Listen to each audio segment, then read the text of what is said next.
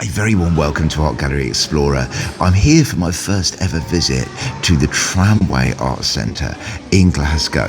I've never been here before. I've already had a little look round the wider space. It's a spectacular space, an old rail shed or tram shed. And I'm here to see the show by Rae-Yen.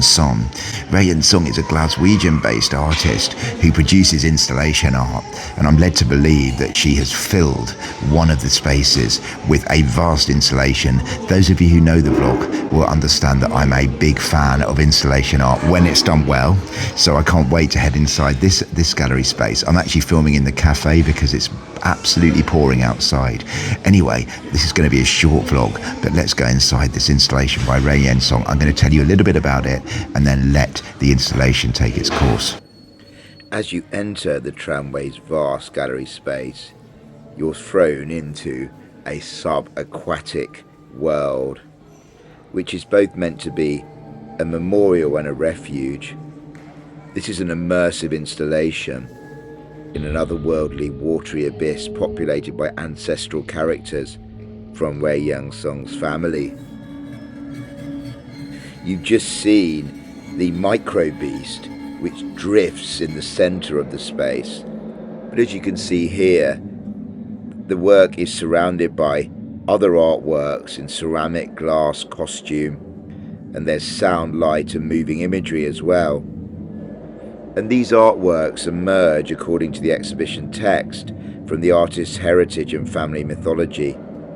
The microbeast itself draws on the origin tale of Pangu, the creation figure in Chinese mythology, and Taoism, whose decomposing body becomes earthly features such as mountains, water, air, plants and creatures. We're invited to explore the body of the creature and meander through its outstretched tentacles to encounter the various artworks. As we head inside, we're encouraged to explore more artworks. The song describes this sprawling central creature as an embodiment of Tuamak, which translates as big eyes. Tuamak was a sibling of the artist's mother, who died when she was only 13 in the sea off Singapore. She died before Song's mother was born, and so passed into family mythology, represented in this vast creature. The artist imagines the exhibition as an ecosystem in which new life emerges from the decomposition of death. Within this context, Tuamak is conjured as a dispersed life form cycling eternally in a process of a continuous change and perpetual migration, according to the exhibition text.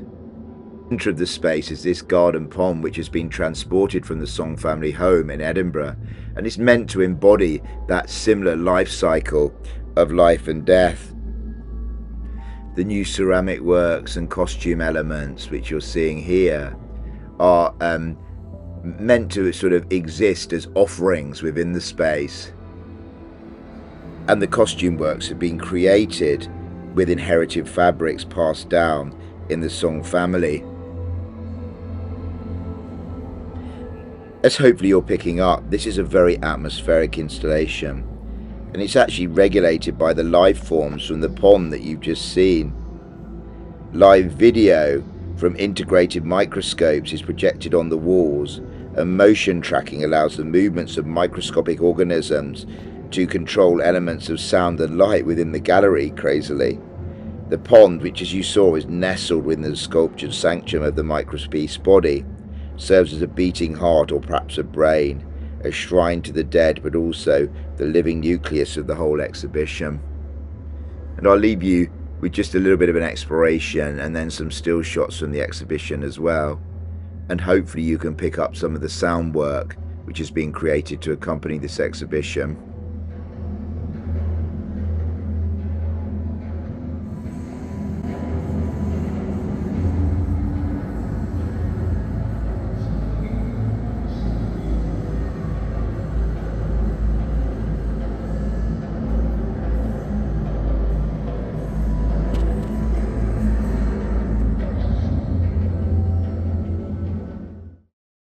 I have to say, I really enjoyed this installation. It had so many different aspects to it, in terms of the craftsmanship, the ideas, and the links to family as well. And hopefully, as you saw and sensed, it was genuinely and truly immersive, as an exhibition. It's one where you could read the wall panel, and that, by the way, is where I've taken a lot of the description for the exhibition you've just heard from, and sort of understand the deeper meaning. Or you could circle the exhibition and just enjoy it for its immersive features without understanding the deeper things which are going on.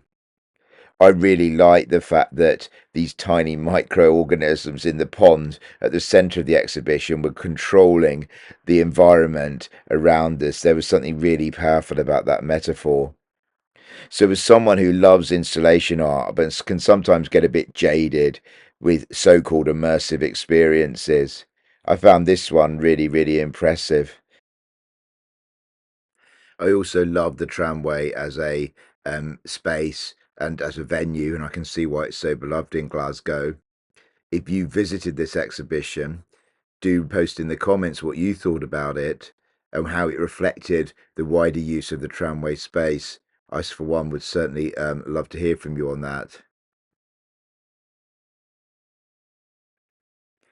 While I was in Glasgow, I also visited another gallery I'd never been to before, which was called the Modern Institute. Down quite near to the Kley, this was a really cool space. I really enjoyed the gallery space. It reminded me a little bit of the Ingleby Gallery, a little bit about of Julian Page projects in Chichester as well.